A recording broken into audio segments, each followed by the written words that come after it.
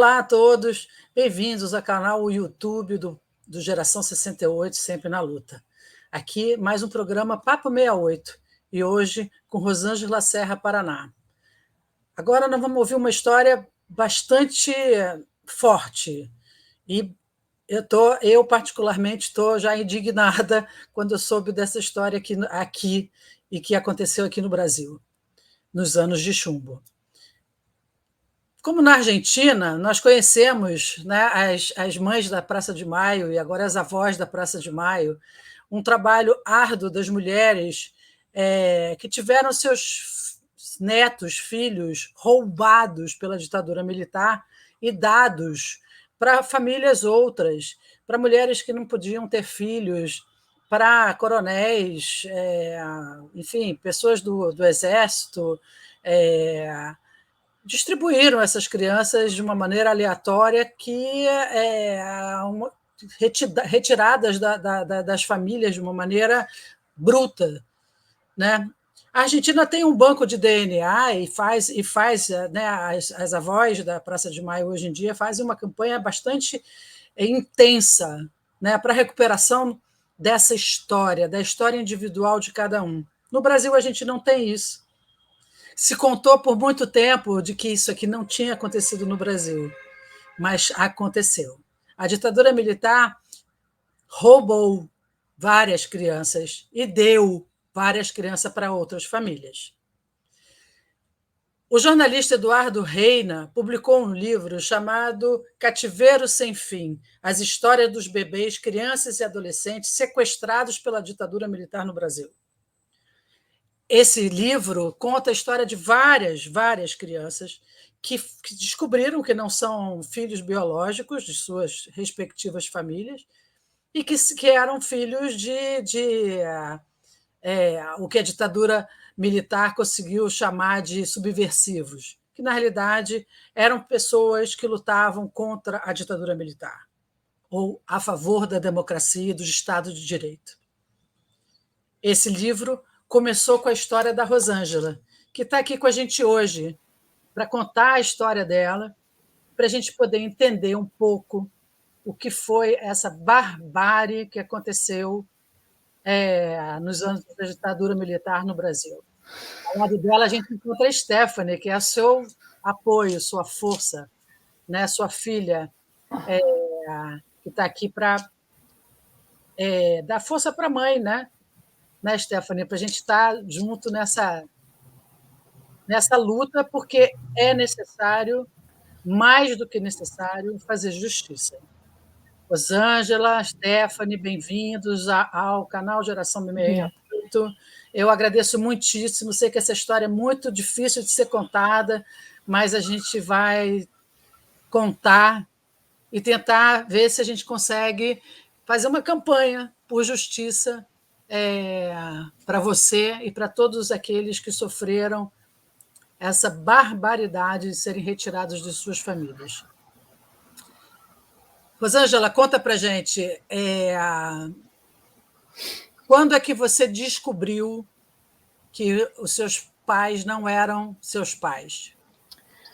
Dia 18 de setembro de 2013, eu ia fazer aniversário dia 1º de outubro, e dia 18 de setembro, um parente, que se dizia prima, colocou no meu Facebook: Rosângela, seja grata à família Paraná que te tirou da tua mãe prostituta e subversiva. Eu não entendi nada, porque meus pais até então estavam falecidos, já eram falecidos, e eu não entendi. Achei que era algum parente com problema de saúde, com uso de alguma coisa. Liguei para uma tia. Essa tia, eu falei: tia, aconteceu isso? Ela começou a chorar e desligou o telefone no meu rosto, na minha cara. Liguei para uma outra, nem consegui acabar a frase, ela desligou o telefone na minha cara. Liguei para outra, a tia Odilma, desculpe, e essa sim, confirmou. Disse que eu não era filha dos meus pais até então, e que o pai dela tinha me arranjado, porque a mulher do irmão dela não tinha filhos, não podia ter filhos, e o pai dela tinha me arranjado. E não ia poder falar mais nada, que era um segredo de família.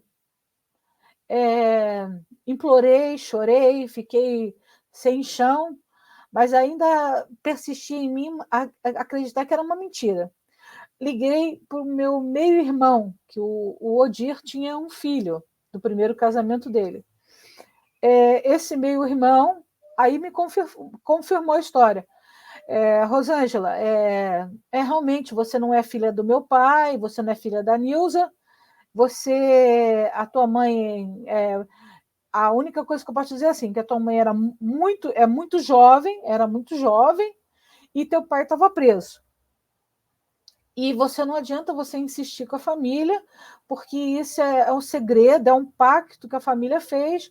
O vovô não permitiria que ninguém falasse. Então, assim, a família toda sabe que você é adotada, mas ninguém vai falar. E eu fiquei em estado de choque. Assim, eu não acreditava. Eu fiquei, assim, confusa, porque eu vivi uma mentira a vida inteira. Aí começou a cair minhas fichas assim com os relatos, porque aí eu fui entender por que aconteceu tanta barbaridade comigo, entende? Então, Você se lembra mais ou menos? Você era muito pequeno, ou seja, muito criança. Você não Sim. tem lembrança da sua vida antes dessa adoção? Não. Eu era bem pequena. E assim, a Nilza, no caso, por exemplo, eu não parava em colégio. Poucas fotos que eu tenho de criança, eu estou com a cabeça raspada. Eu sei que a gente não parava em lugar nenhum. Sempre a gente saía de um lugar para outro numa veraneio, e eu ficava sempre atrás, e meu pai, na época, o Odir, falava que para mim ficar escondida para brincar de esconde-esconde. E eu ia, como uma criança, eu achava que aquilo era brincadeira. Então, assim, eu nunca imaginava que era aquilo. E uma coisa assim, hoje, madura, mais velha, entende? Por exemplo, a Nilza, eu chegava, quando eu ia num colégio, e é bom ressaltar, porque eu não conseguia terminar colégio, porque eu era matriculado e, de repente, tinha que sumir daquela cidade, daquele lugar, e mudar. Ela me dava um remédio que eu dormia o dia inteiro. Tanto que eu tenho problemas de saúde, porque ela me dava um remédio que eu dormia o dia inteiro. Eu acordava à noite, jantava e voltava a dormir. Então, praticamente, eu não tinha vida, no sentido Por que, de... que você acha hoje que aconteceu isso? Por que te esconder? Os seus pais, esses pais adotivos eram militares? A família militar? Até então, falavam que nunca foi, que eram militares. Esse jornalista, Eduardo Reina, que escreveu o livro, que fez um trabalho brilhante, investigativo, e comprovou que o Odir, que até então que era meu pai, ele foi militar, ele era o motorista do general Geisel, entendeu? E era tipo um segurança, tanto que ele ficava à disposição do general Geisel, e a gente, para você ver, eu não sabia nada. Eu sei que nós íamos no Rio para um sítio, um lugar. Aí eu comentando isso com esse jornalista Eduardo Reina, que todo final de semana nós íamos para um tal lugar, e que era um lugar muito lindo, assim, tinha pomares, árvores, anãs, de frutas, muito, e era um senhor de idade, assim, que me tratava com muito carinho, sabe? E era uma coisa estranha, porque a gente ia para lá e esse senhor me perguntava como que eu estava, se estavam me tratando bem. E o Eduardo Reina, pelas características e pelas coisas... estrada, do local, da cidade, porque a gente era no estado do Rio de Janeiro, mas ela não lembrava exatamente, ela não sabia qual era a cidade, mas ela lembrava das características da estrada, das curvas que faziam para levar até esse lugar. Né? Isso. E aí ele levantou que era o sítio do Geisel. O Geisel, sim. Ele tinha um sítio em Teresópolis, aqui no estado do Rio de Janeiro. E assim, esse senhor, esse militar, me mandava presentes caríssimos. As bonecas, lançamento da Estrela, todo ano ele me mandava presentes, entendeu? Então, assim, era uma coisa incoerente para um simples Regis motorista. E conclusão, o Odir ficava... era tipo um funcionário fantasma, né? Ele era militar, mas ele ficava em casa, tomando conta. Ele era registrado como se fosse funcionário também do Ministério de Minas e Energia, uma época. Mas aí nunca a gente tem esse registro em casa, mas de fato ele nunca trabalhou, porque nesse período ele trabalhava como motorista do Geisel. E só para complementar, além do Odir ser militar, mas ele não era de patente alta, o avô, que foi quem levou a minha mãe para casa ainda bebê, o Arci, ele também foi militar, mas também de patente baixa. Quem era de patente alta eram todos os outros irmãos do Arci. Inclusive, um dos irmãos, ele era general médico do Exército. E aí, ele tinha muito trâmite, a família, de acordo com o que o Eduardo Reina levantou, ele tinha um trâmite muito grande, até inclusive com pessoas de alta cúpula da ditadura. A minha mãe, a certidão de nascimento dela consta como se ela tivesse nascido em 63. Só que aí a gente levantou que toda a certidão de nascimento foi falsificada. O cartório que registrou, ele tinha contatos com esses parentes do Arci, e aí ela nasceu mais nova, né? Na verdade, ela é mais nova do que foi registrado. A gente não tem certeza, mas provavelmente é 68 o nascimento dela. E aí o local que foi colocado de nascimento era como se tivesse sido o endereço do Odir e da Nilza, mas na verdade sempre foi um prédio público. O Eduardo também levantou isso, de que ele nunca tinha sido residência, ele já sempre foi um prédio público do estado do Rio de Janeiro. E as testemunhas também que foram registradas, ela também tinha, uma das testemunhas tinha colocado como endereço onde iniciava a Baía de Guanabara. Então, é um endereço inexistente, era como se ele morasse na Baía de Guanabara. E ela foi registrada em 63, o nascimento dela seria 63, só que, na verdade, a certidão foi feita em 67.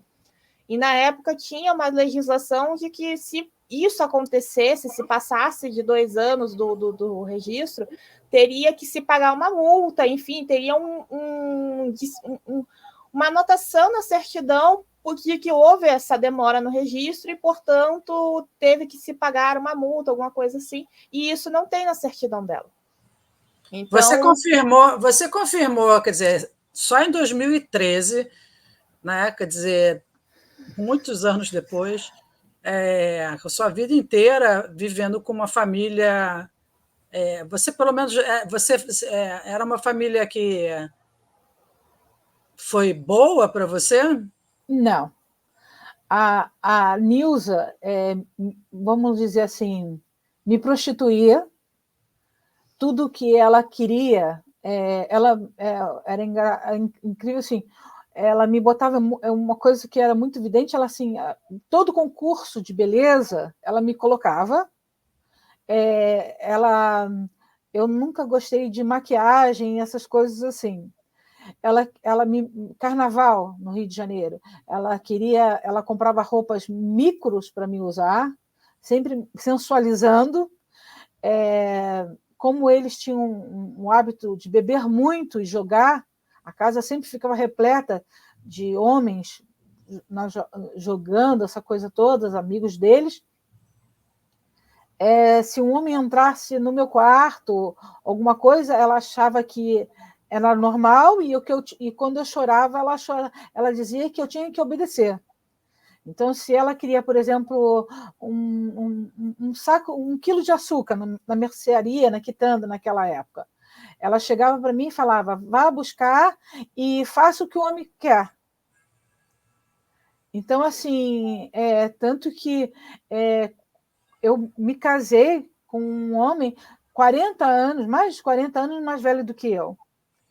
Então, assim, ela achava sempre que eu era fruto, tanto que durante o meu casamento, o que ela podia extorquir de mim, ela extorquia. E quando ele me batia, eu sofria alguma coisa e eu queria apoio da minha mãe, pedindo para voltar para casa ou me separar, ela falava que não.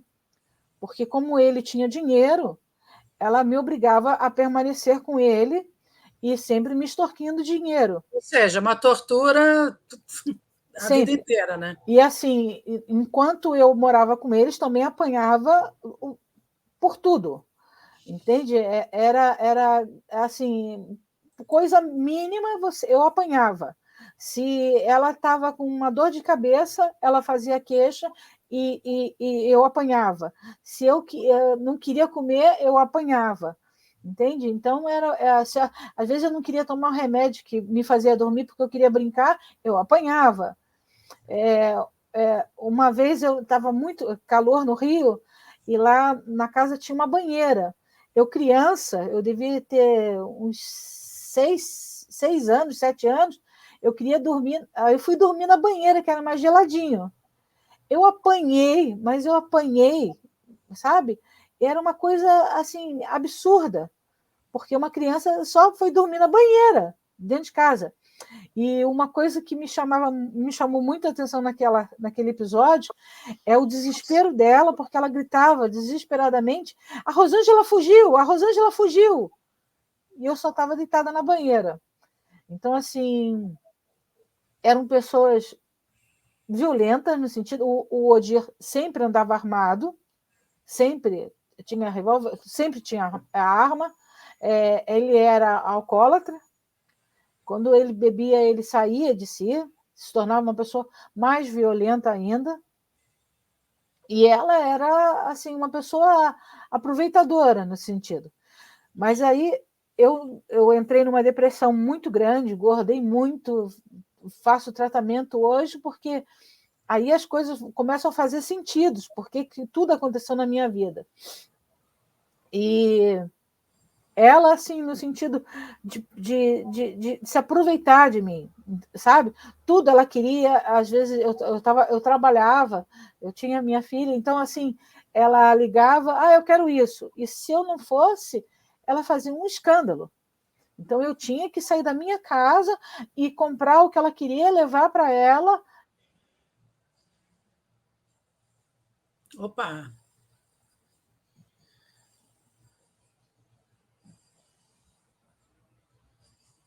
Congelou.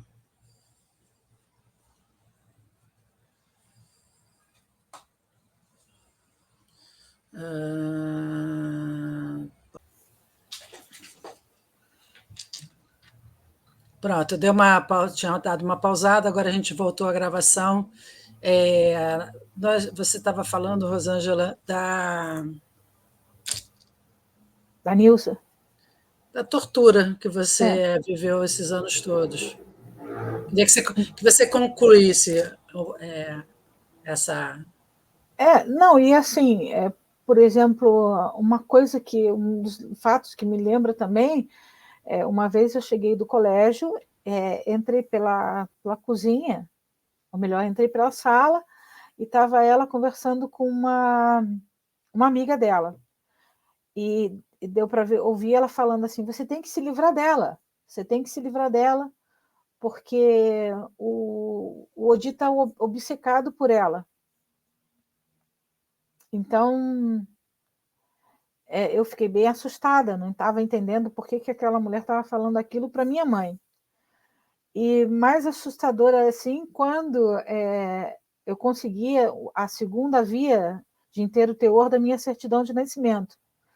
Porque aí nessa segunda via de certidão de nascimento, aí constava que eu era filha ilegítima. Aí aparece um monte de contradições, mostrando que o Odir era casado, mas não com a Nilza, que a Nilza era desquitada, uma série de coisas, assim, sabe, contraditórias. Então, mas assim, você não pode imaginar o que foi minha vida com eles. Você disse que, quer dizer, aí você consegue, em 2013, descobrir a verdade de alguma forma, de uma maneira meio torta, mas descobre a verdade de que você foi. Como é que você desconfiou ou intuiu? Como é que foi essa coisa de você ter sido sequestrada de pais que estavam presos durante a ditadura militar?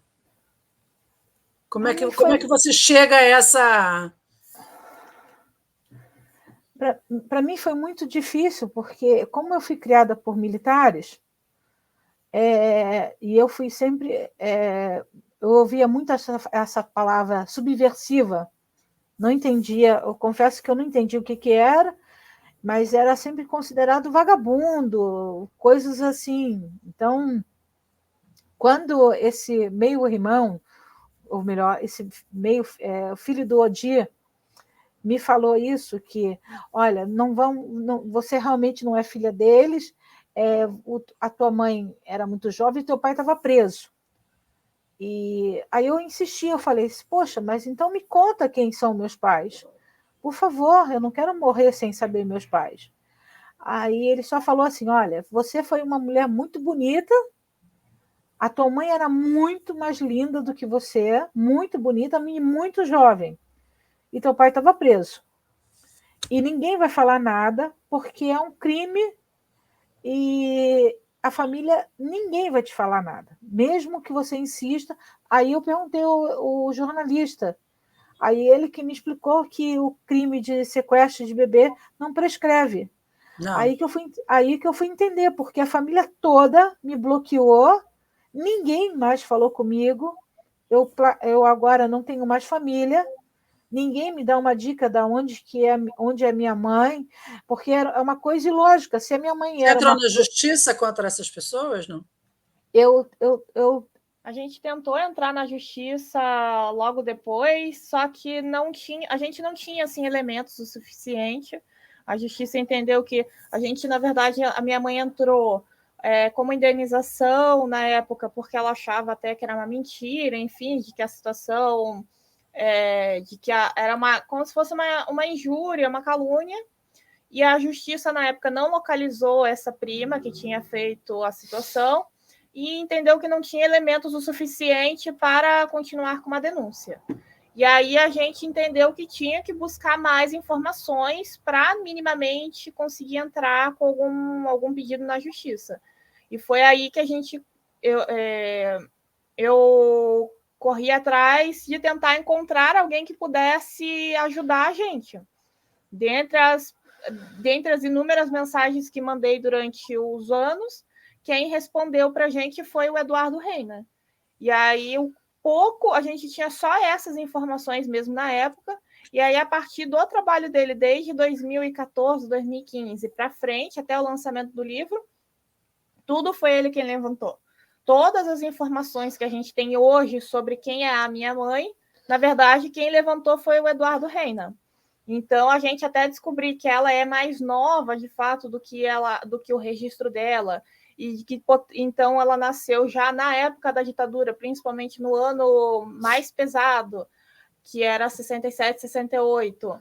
E, enfim, de todas essas situações do que potencialmente tem acontecido com a família e de quem é a família que sequestrou ela, tudo isso foi o Eduardo Reina quem levantou. E aí, a partir desse levantamento é possível, porque o livro conta a história, quer dizer, começa com a história da Rosângela, mas ele acaba descobrindo outras. Sim.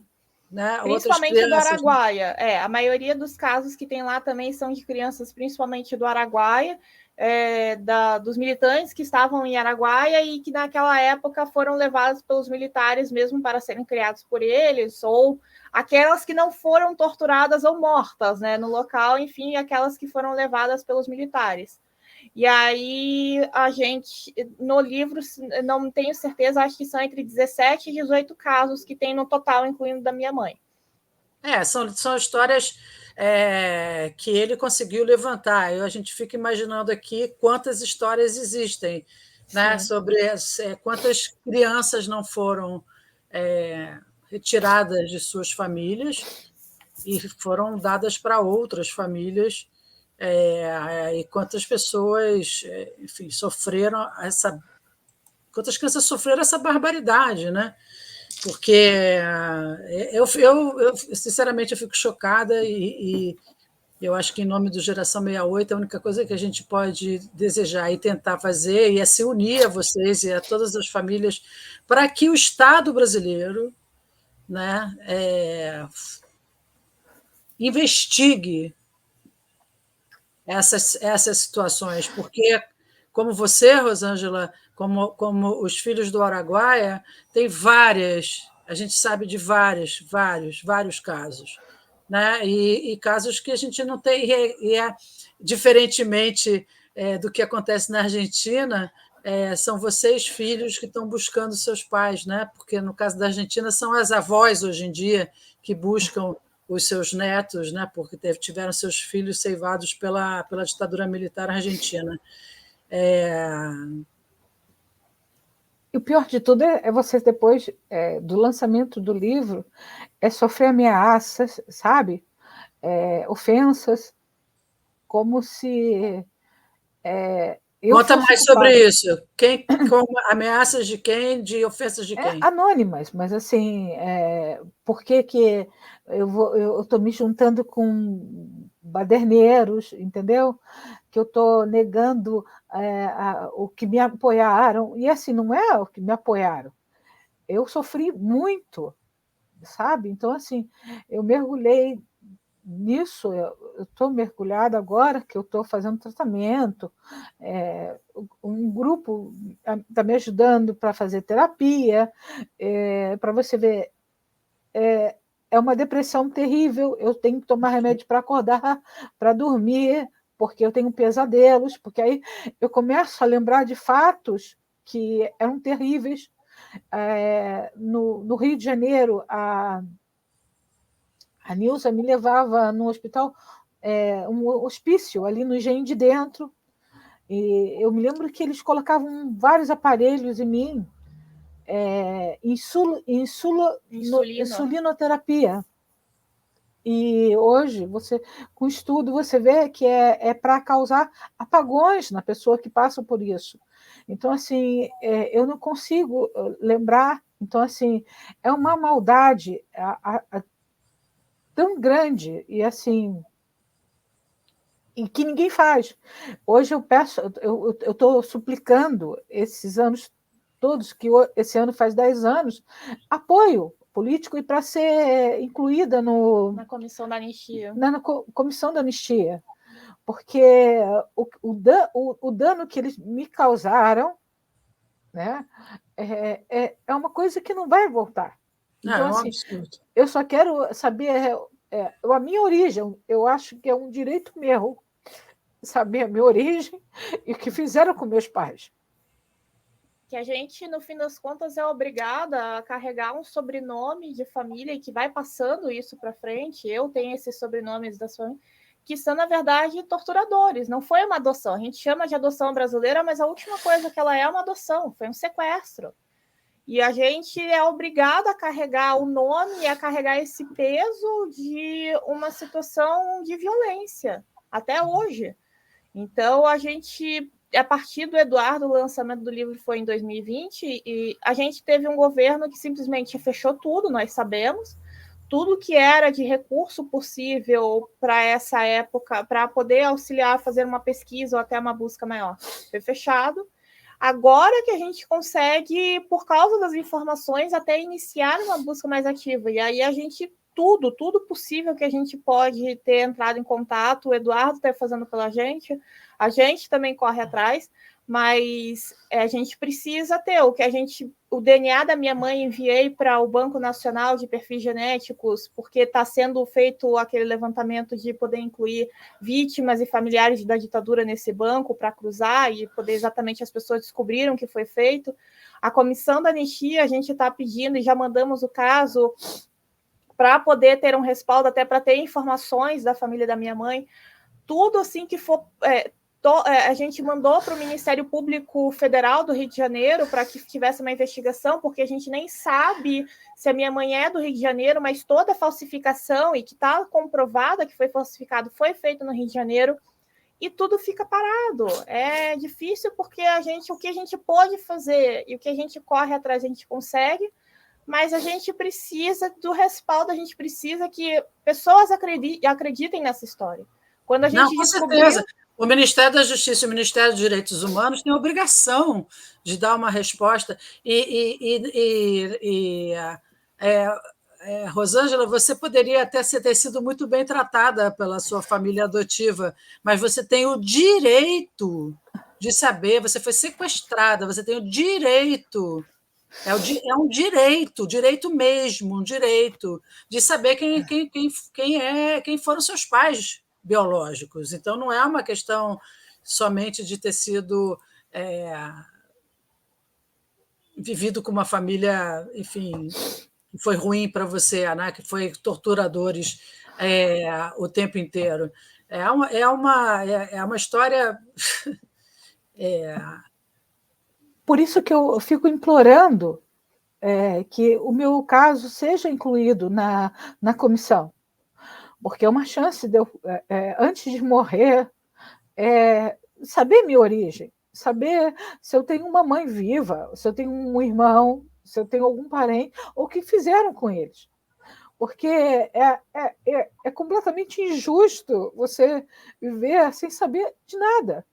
Você hoje, por exemplo, eu hoje não tenho parente nenhum. A única coisa que eu tenho é minha filha. Porque todo mundo se afastou.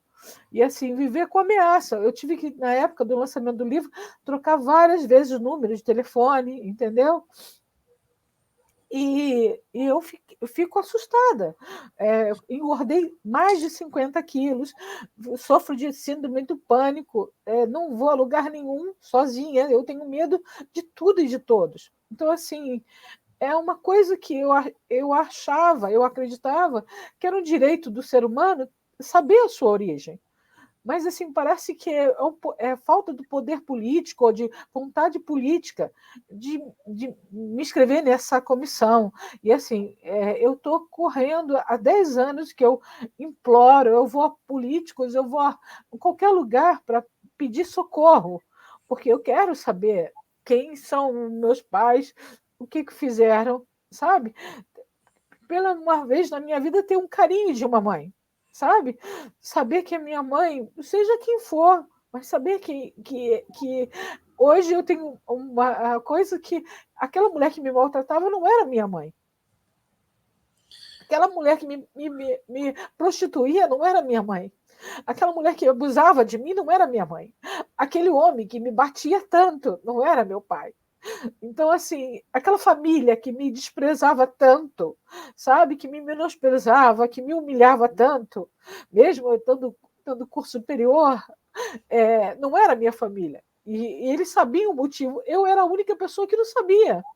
Então, assim, é absurdo eles não sofrerem nada e eu até hoje não tenho o apoio para poder saber quem eu sou. Eu não posso mais comemorar um aniversário porque eu não sei o dia que eu nasci. Então, assim, é vergonhoso ficar estagnada a minha vida porque não tem um apoio, uma coisa. O pouco que eu sei hoje verdadeiramente meu é através de um jornalista que fez um trabalho todo investigativo a publicar um livro. Então, assim, ele que me relatou o pouco que eu sei realmente de mim. Então, assim, é triste. Então, assim, como triste que alguém pode falsificar uma certidão de nascimento toda e essa filha desse militar rindo no telefone e dizendo: olha, o dia 1º de outubro não é teu aniversário, é o meu aniversário, o meu pai colocou essa data em minha homenagem.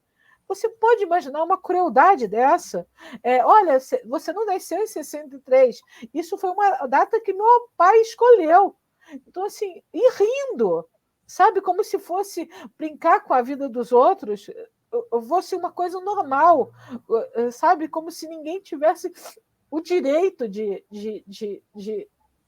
ter uma cidadania, sabe? De ter o direito de ter uma existência.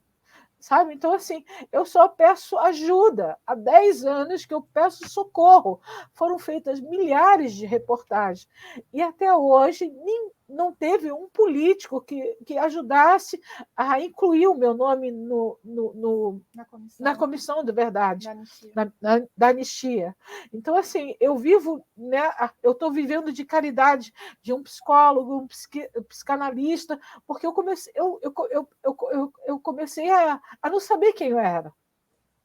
Perda de identidade total, né? Sabe? Então, assim, eu não saía de casa. Eu comecei a entrar numa depressão tão profunda, como eu falei, eu engordei 50 quilos. Eu fiquei com medo de tudo e de todos, entende? Então, assim, fiquei hoje, o papel se inverte porque é a minha filha que toma conta de mim. Não é justo. Eu quero ter minha vida. Pelo menos agora eu quero ter uma vida. Eu quero recomeçar, mas com verdade. Eu quero saber que eu existo e que eu sou um ser humano, porque tanto a família, a Nilza e o Odir e o meu marido, eles diziam que eu era uma criatura, uma criatura. Eles não me tratavam como ser humano, me tratavam como uma criatura. Abusavam de mim. Então, assim, hoje eu só quero apoio de ter o meu caso incluído na comissão da anistia. É isso que eu imploro. Para mim poder ter direito de reivindicar ou lutar para ter a minha dignidade no sentido de saber a minha origem e saber o que fizeram com meus pais.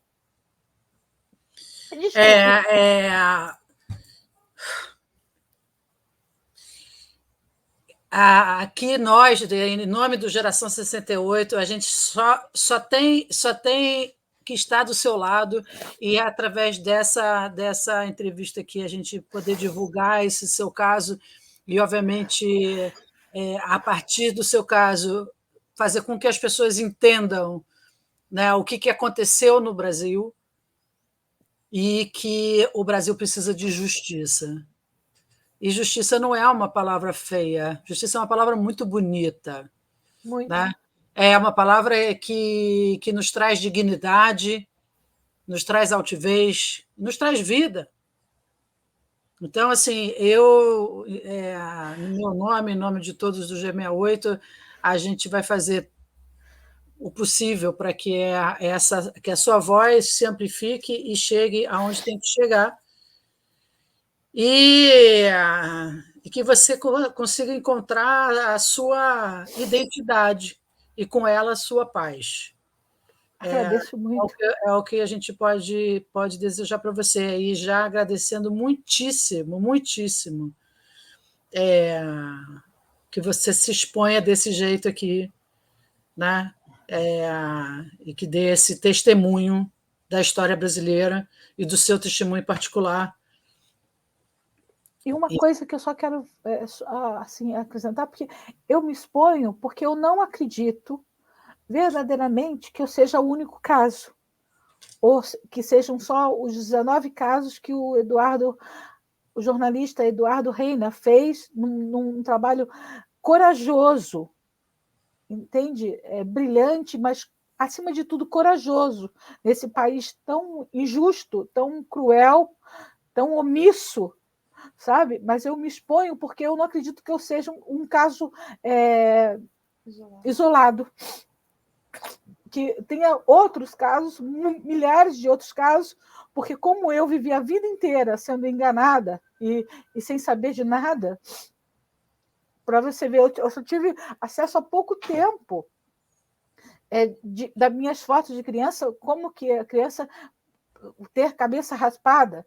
Então, assim, deve ter muitos outros casos. Então, eu quero chamar a atenção para isso, porque nós temos direitos. É uma violência absurda. É uma violência absurda, você tem toda a razão. É uma violência absurda. Eu te agradeço muitíssimo. O Papo 68 fica por aqui, mas continua essa história. Em breve a gente vai dar continuidade a essa história. A gente espera poder falar com o Eduardo Reina, tá? E conhecer mais sobre esse lado sombrio da ditadura militar tão recente da história brasileira. Tá bom? Muito obrigada. Obrigada, Stephanie. Obrigada, Rosângela. E a gente fica em contato. Muito obrigada. Obrigada.